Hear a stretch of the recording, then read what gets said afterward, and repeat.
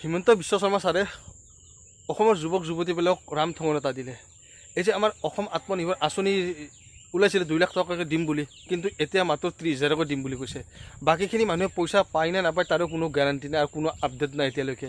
সেইটো ভাবিলেও যে ভিডিঅ' এটা বনাওঁ আপোনালোকক, এই ভিডিঅ'টোত সকলো ডিটেইলছ মই ক'ম। আপোনালোকে পইচা কেতিয়া পাব, কেতিয়া নাপায়, আৰু 30,000 মানুহৰ ভিতৰত আপোনাৰ লিষ্টত নাম থাকিব নে নাথাকে, নে আপুনি লিষ্টত আছে নে নাই, সকলো A to Z এই ভিডিঅ'টোত আপোনালোকক ক'ম।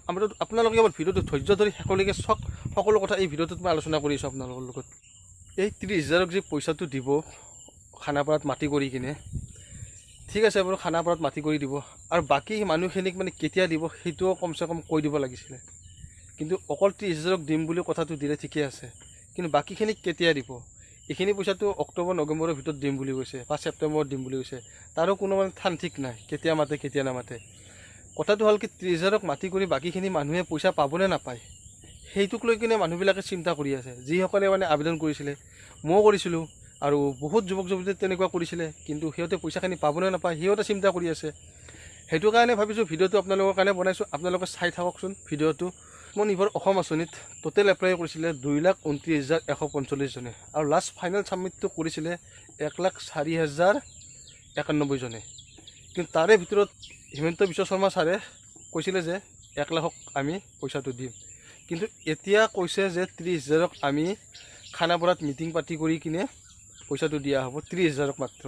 সেই 1,04,000ৰ ভিতৰত 30,000ক চিলেক্ট কৰিব, আৰু সেই চিলেক্ট কেনেকৈ কৰিব, আপোনালোকে চিলেকশ্যন হ'বনে নহয়, সকলো কথা মই ক'ম। আপোনালোকে ভিডিঅ'টো ধৈৰ্য ধৰি চাই থাকক। আৰু সেই 30,000ৰ ভিতৰত কোন কোন পৰিব, কোন নপৰে, কেনেকৈ বাচিব, সকলো কথা মই কৈ যাম আপোনালোকক। চাই থাকক ভিডিঅ'টোত।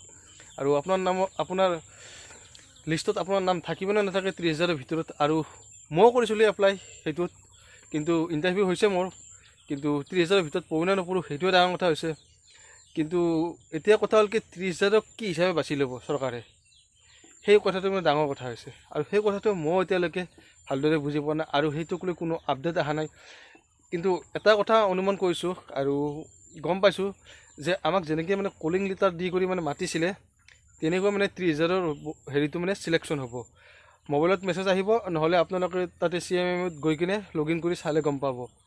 যদি চিলেকশ্যন হৈছে তাত কিবা এটা নটিফিকেশ্যন আহিব, আৰু নহ'লে মোবাইলত আপোনালোকৰ কণ্টেক্ট নম্বৰতে হওক মেছেজ আহিব, হয়তো ফোনো কৰিব পাৰে আপোনালোকক। কেনেকৈ কৰে সেইটো মানে কি, নতুন আপডেট আহিলেহে গম পাম। সেইকাৰণে বুলি ভাবিলোঁ ভিডিঅ' এটা বনাওঁ, সকলোকে জনাই দিওঁ। কিন্তু 30,000 চিলেকশ্যন কৰিলে সেইটোৱে ডাঙৰ কথা হৈছে। 30,000ৰ ভিতৰত কোন পৰে কোন নপৰে কেনেকৈ গম পাম মানে। আৰু 30,000 চিলেকশ্যন কৰিছে ঠিকে আছে বাৰু, বাকীখিনি পিছত দিবনে নিদিয়ে সেইটো কথা মানে আজিলৈকে কোৱা নাই। সেইটো কথা কমচে কম আগতে মানে কৈ দিব লাগিছিলে। কৈ দিয়া হ'লে হয়তো ভাল হ'ল হয়।